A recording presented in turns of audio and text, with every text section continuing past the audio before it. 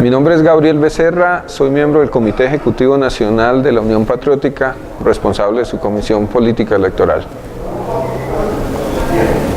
¿Cuál fue la relación política, económica y o social que existió entre la Unión Patriótica y las FARC? Bueno, lo que pasa es que hay que conocer bien la historia del surgimiento de la Unión Patriótica. La relación de las FARC con la Unión Patriótica en sus orígenes sencillamente es que la Unión Patriótica fue la propuesta política con la cual en su momento, en la primera mitad de la década de los 80, en el contexto de un proceso de paz entre las FARC y el gobierno de Belisario Betancur, las FARC pretendía incorporarse a la lucha política abierta, legal. Entonces esa es una relación que básicamente expresa la política de las FARC en el contexto del acuerdo de paz que se pretendía firmar con el gobierno de Belisario Betancur. No era solamente un movimiento donde estarían las FARC, estarían también otros sectores inconformes. Pero desde el punto de vista práctico, la Unión Patriótica era la propuesta política que tenía las FARC para lograr integrarse al sistema político colombiano sobre la base de que se le brindaran garantías. Entonces no estamos hablando de algo ajeno, estamos hablando de que en el marco de una tregua que se firmó en el 84, si no estoy mal, las FARC enviaron a una delegación de sus cuadros y de sus dirigentes para que empezaran a construir con otras fuerzas sociales y políticas una alternativa a los partidos tradicionales. Las FARC están íntimamente ligadas al surgimiento de la Unión Patriótica y bueno, después en parte se conoce la historia. La guerra que se generó contra la Unión Patriótica conllevó a que la decisión que habían tomado las FARC de enviar a unos dirigentes, en el caso de esos dirigentes, retornaran nuevamente a la estructura guerrillera. Entonces las FARC, por ejemplo, hizo que Iván Márquez, que fue representante a la Cámara, regresara a la estructura clandestina de las FARC, y así como él, otros dirigentes. Esa es la relación, es una relación de génesis, si se quiere, porque la Unión Patriótica surgió como producto de un primer intento de las FARC por llegar a una negociación política. ¿Las FARC han influenciado las decisiones que ha tomado la Unión Patriótica? Lo que pasa es que habría que entender de qué momento estamos hablando. La UP surge hace 30 años, 31 años, en el 85, noviembre. Entonces, en su primera etapa, el papel de las FARC pues, fue la de la decisión de enviar a unos cuadros para ayudar a construir ese movimiento con otros sectores políticos. En primer lugar, con el Partido Comunista, pero también con otros sectores políticos, algunos de ellos de tradición liberal, otros de tradición conservadora, pero en general sectores que estaban desencantados con esa política. Entonces las FARC, lógicamente, hacían sentir su voz en las decisiones de la Unión Patriótica. Pero después de que fracasó el acuerdo de paz, pues las FARC continuó con una estrategia de lucha guerrillera, que como era obvio no implicaba la participación política abierta. Las FARC retomaron a su lucha guerrillera y los sectores que no eran guerrilleros y estaban dentro de la Unión Patriótica decidieron mantener la política del Partido Unión Patriótica, entre otras cosas porque ese partido había elegido concejales, diputados, alcaldes, entonces era un partido político legal, pero posteriormente la FARC se retiró y el partido continuó, a pesar de que lógicamente el partido era un partido que tenía coincidencias políticas con las FARC, pero ya las decisiones pues eran decisiones que se tomaban en el marco de los estatutos y de las autoridades de la Unión Patriótica. O sea, el vínculo posterior al rompimiento del acuerdo de paz y demás de las FARC con la Unión Patriótica, pues fue un vínculo de coincidencia en temas políticos, más no organizativos, ni en su dirección, y mucho menos en su financiamiento y demás. ¿Qué hizo que los partidos políticos tradicionales pensaran que las FARC utilizaría la Unión Patriótica para dominar el poder? Es muy interesante esa pregunta porque aquí se ha querido justificar el genocidio político contra la Unión Patriótica. O sea, se ha querido decir que a los dirigentes de la Unión Patriótica, a Jaime Pardo, a Bernardo Jaramillo y a los miles de dirigentes anónimos de la Unión Patriótica que fueron asesinados porque supuestamente eran el instrumento ciego de una guerrilla que siguió en la lucha armada mientras ellos seguían en la lucha política abierta. Y lo real es que los que hicieron parte de la Unión Patriótica en su aspecto fundamental desde el punto de vista temporal, pues nunca fueron guerrilleros, ¿no? Jaime Pardo era un juez de la República, tenía una vida pública, etcétera, etcétera. Entonces, digo este preámbulo para responder tu pregunta porque lo que en el fondo generó el genocidio de la Unión Patriótica o la reacción de la política tradicional contra la Unión Patriótica es lo que hoy, 30 años después, sigue generando el asesinato de líderes sociales y políticos. Es el miedo a que en Colombia pudiera emerger una alternativa política con la capacidad de disputarles el gobierno y el poder. Ese temor a una opción distinta que lograra convocar la inconformidad y lograra hacer gobierno y lograra hacer poder, como estaba empezando a vislumbrarse la Unión Patriótica, que en los 80 tuvo 300.000 votos, que tuvo más de 100 alcaldías, etcétera, etcétera, fue lo que de verdad generó que sectores reaccionarios y profundamente antidemocráticos alimentaran una guerra contra sus dirigentes y justificaran el genocidio. Porque el periodista norteamericano Steven Dudley dijo que la Unión Patriótica era parte de un plan maestro de la cabecilla de las FARC, Jacobo Arenas, para lograr expandir su ejército y llevar a sus políticas a las grandes ciudades. Bueno, yo creo que es porque está desinformado, porque tiene un sesgo político, porque puede ser un periodista y un investigador que trata pues de utilizar unas herramientas de carácter investigativo para responder a unos problemas que hacen parte de sus investigaciones, pero eso no le quita el sesgo ideológico y el sesgo político, que no sé yo en particular, porque no conozco el libro del personaje que tú me hablas, a qué responde. Pero lo que hace este periodista es fundamentalmente negarle el derecho a todas las personas que estuvieron en la Unión Patriótica, que estamos en la Unión Patriótica, que nunca fuimos militantes ni somos militantes de las FARC, pero que tenemos una coincidencia con la guerrilla de las FARC en temas políticos, como la pueden tener académicos y otros sectores políticos, es negarnos ese derecho a tener una política autónoma y propia, porque en la lógica de este periodista, entonces la Unión Patriótica era un instrumento ciego de una comandancia guerrillera que al parecer desde el monte le decía qué era lo que había que hacer y qué era lo que no había que hacer.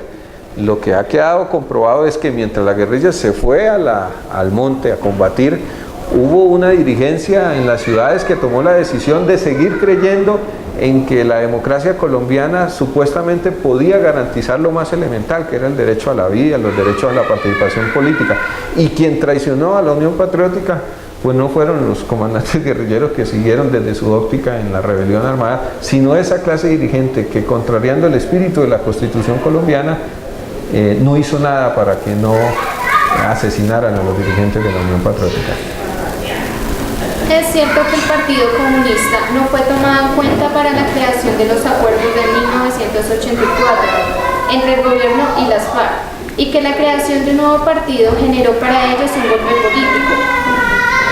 Pues mira, yo era un niño cuando eso, y he conocido esa parte de la historia por el estudio alrededor de la política colombiana y en particular la política de izquierda y del Partido Comunista, pero lo cierto es que la idea del surgimiento de la Unión Patriótica, el surgimiento de un nuevo partido de la Unión Patriótica en aquel momento, o el nuevo partido que va a surgir ahora, para nada contradice la política del Partido Comunista.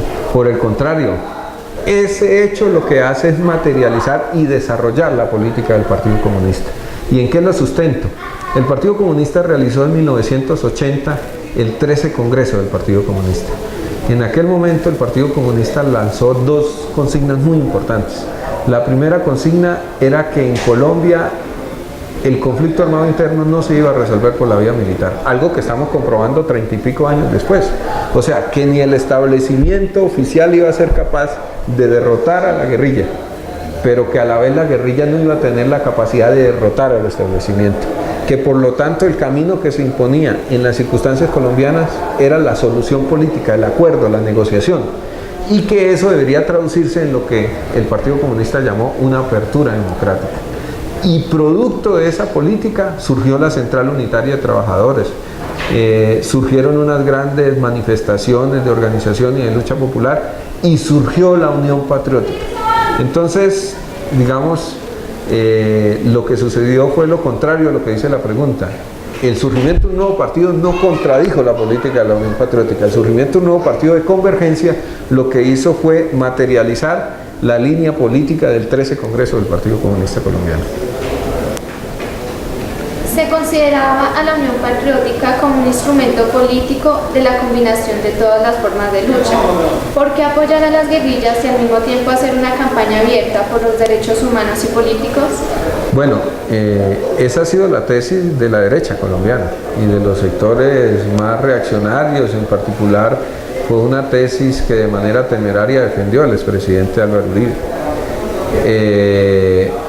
Lo que sucede es que tú no te puedes dar la espalda frente a lo que ha significado la lucha armada en Colombia. Y eso no lo decimos los comunistas. Si ustedes leen los informes de la Comisión de Historia sobre las causas y el origen del conflicto armado que surgieron de La Habana, prácticamente todos los que elaboraron el informe reconocen que la lucha armada en Colombia tiene unos orígenes y unas causas de carácter social, económico y político.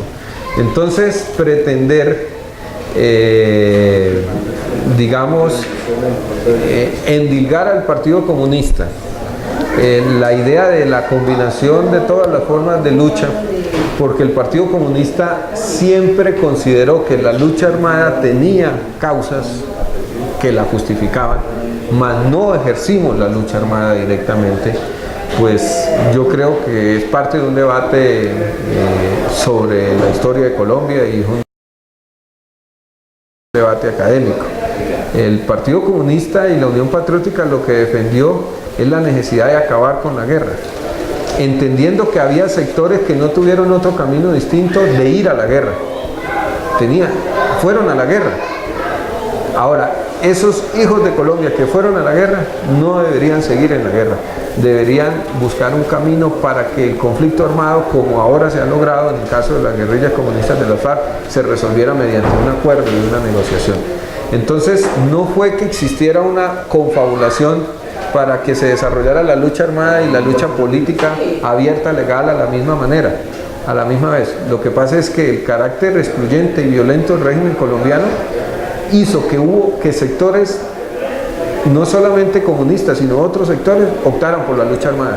No olvidemos que no es solamente el caso de las FARC, el caso del ELN, el caso del M-19, el caso de muchos otros sectores que optaron por la lucha armada, y no necesariamente significaba que esos sectores articularan con el Partido Comunista, con otros sectores, una táctica de combinación de las formas de lucha.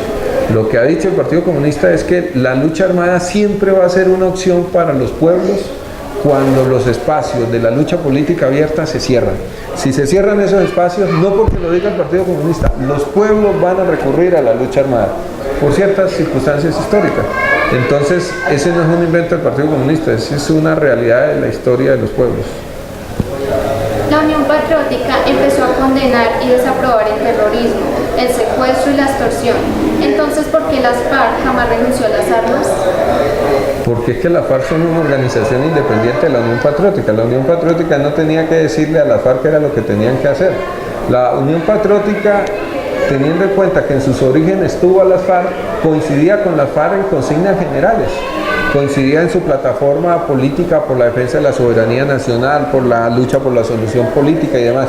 Pero lógicamente la Unión Patriótica, como otros sectores, se diferenciaba de la lucha armada, porque hacíamos lucha o hacemos lucha política abierta, y lógicamente dentro de esa lucha armada, la Unión Patriótica jamás compartió el uso de cierto tipo de prácticas como digamos, el uso de fuerza desproporcionada, lo que se llamó las retenciones o el secuestro, etcétera, etcétera. Y por eso siempre lo dijo. Ahora, las otras decisiones pues las tomaba las FARC, y las FARC eran autónomas desde ese punto de vista. ¿Qué motivos tenían los paramilitares para estar en contra de la Unión Patriótica y empezar su exterminio? Pues los militares fundamentalmente eran el instrumento de ese poder político, de ese poder económico, de ese poder militar, para cerrarle el camino a una alternativa política en Colombia. Quienes crean que el paramilitarismo es solamente la expresión robinsioniana, o sea, de Robin Hood, porque vino la guerrilla y cometió, digamos, desmanes y entonces se organizaron para eso. La invitación que yo le hago es que estudien el fenómeno del paramilitarismo de manera rigurosa y seria, y miren cómo tras del paramilitarismo, fundamentalmente surgido a través de cierto tipo de orientaciones muy influenciadas por la doctrina de la seguridad nacional, se encuentra una concepción de poder profundamente anticomunista en sus orígenes, pero adicionalmente defensora del statu quo, defensora del poder económico, del poder político de muchos sectores, que lógicamente ante las arbitrariedades y los errores también de la insurgencia han querido justificar una estrategia de terror y de guerra para defender sus intereses. En 1986, las FARC y la Comisión de Paz firmaron un documento en donde se consignó el compromiso del Estado colombiano de respetar y proteger a la Unión Patriótica. ¿Por qué esto no se cumplió y quedó en impunidad la muerte de sus integrantes? Porque se ha vuelto consustancial al régimen político colombiano la impunidad. Entonces, el Estado colombiano, la clase dirigente, la clase dominante colombiana ha sido indolente y no ha reconocido. El año pasado el presidente reconoció en el Palacio de Nariño la responsabilidad del Estado por el exterminio de la Unión Patriótica por la omisión, no por la acción. Y actualmente el Estado colombiano está siendo procesado ante el sistema interamericano por una demanda del genocidio político. O sea, el capítulo de la Unión Patriótica no se ha cerrado. Y adicionalmente estamos viviendo algo que para mucha gente reedita las experiencias de aquel momento, y es como el Estado colombiano, que ha firmado un acuerdo, no tiene ningún empacho en incumplir el acuerdo. Hoy estamos enfrentados a un escenario que no puede ser el mismo en la Unión Patriótica. O sea, si el Estado colombiano, que ha firmado un acuerdo con la guerrilla, no le cumple a la guerrilla y favorece una estrategia de eliminación de los líderes sociales o impide la participación política de estos rebeldes, pues sencillamente el ciclo de la violencia en Colombia puede ser un ciclo peor. Entonces, la dificultad que ha habido es que tenemos una clase dominante que le teme a la democracia, que le teme a los cambios y que lamentablemente en muchos casos incumple. Le incumplieron a Antonio Galán, le incumplieron al M-19, le incumplieron a otras fuerzas que lamentablemente padecieron el terror de la guerra sucia. ¿Piensa que este nuevo acuerdo de paz y la creación de un nuevo partido político por parte de las FARC ayudaría a resurgir a la Unión Patriótica? Nosotros hemos discutido el tema sobre cuál va a ser el papel de la Unión Patriótica en las circunstancias del nuevo acuerdo de paz. Y lo que hemos dicho es que el papel de la Unión Patriótica no puede ser otro distinto al de sus orígenes. Y el de sus orígenes es que después de superar la guerra y firmar un acuerdo de paz, la Unión Patriótica tiene que contribuir a construir una alternativa política. No pensamos que esa alternativa política necesariamente va a ser directamente la Unión Patriótica, porque la Unión Patriótica, digamos, jugó un papel en un momento determinado. Lo que pensamos es que la Unión Patriótica va a cumplir un papel importante. ¿En qué dirán ustedes? Primero en el legado, en su autoridad ética y política, en su programa político. ¿Con quiénes? Pues yo diría en primer lugar con ese nuevo movimiento que va a surgir de la FARC, pero también con otros sectores de la sociedad colombiana. Es que los únicos que quieren cambiar la sociedad colombiana no son los de las FARC. Pensamos que con los de las FARC, con otra gente, inclusive que viene de sectores tradicionales, se va a poder construir una alternativa de gobierno y de poder cuya base principal sea la construcción de una paz estable y duradera cumpliendo los acuerdos. A partir de eso se puede luchar también por otras cosas. Hace un momento usted decía que la Unión Patriótica y los FARC únicamente estaban conectados, digamos, por ciertos intereses. Entonces, ¿por qué en algún momento se llegó a conectar, digamos, directamente las FARC con los... De la Unión Patriótica estuvo las FARC. Entonces, en la medida en que estuvo las FARC, la coincidencia era plena, total. Les coloco un ejemplo. Imelda Daza era liberal, es liberal, de un grupo que se llamaba Voluntad Popular, era que se llamaba el Cesar. Ella nunca ha sido comunista, era liberal. Coincidió en el surgimiento de la Unión Patriótica. Cuando empezó el genocidio contra la Unión Patriótica, la gente que venía de las FARC dijo: no, definitivamente seguir exponiéndonos a la lucha política abierta es un suicidio, nosotros nos regresamos al monte. Otra gente siguió haciendo el trabajo político y bueno, fue sacrificada también. Señalados de que tuvimos una política supuestamente de combinación de las formas de lucha. Es un poco lo que se le ha venido vendiendo a un sector de la opinión pública. Y lo que yo les estoy explicando es: las FARC son una organización autónoma que en su momento decidieron seguir con la lucha armada, pero es que la UP nunca tuvo como política la lucha armada. Un componente de la UP, fundamental en su fundación, que fue la FARC, siguió con la lucha armada, pero la Unión Patriótica nunca asumió la lucha armada. Ahora, la Unión Patriótica dice lo mismo que dicen muchos académicos, profesionales, políticos tradicionales en este país: es que la lucha armada existe.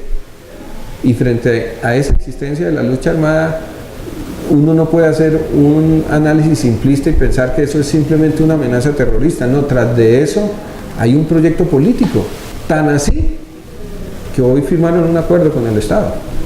Entonces, realmente lo que ha habido es el interés también de negar que en este país hubo sectores, o hay sectores, que optaron por la lucha armada, y entonces como esos sectores optaron por la lucha armada, y algunos consideramos que esa lucha armada tiene unas causas y unas justificaciones, entonces algunos sectores dicen: como ustedes piensan eso, ustedes lo que tienen es una combinación, y entonces los vamos a matar a ustedes, porque ustedes lo que le hacen el juego a los que están allá en el monte con eso. Pero realmente en Colombia han matado a mucha gente, no solamente porque tiene esa concepción, sino fundamentalmente porque representa una amenaza al poder establecido. Entonces aquí han matado a la gente por ser líder sindical, por ser líder político, por ser líder comunitario, y no porque tenga la tesis pues de la combinación de las formas de lucha. Eso se convirtió lamentablemente en un pretexto para impedir la lucha social y popular.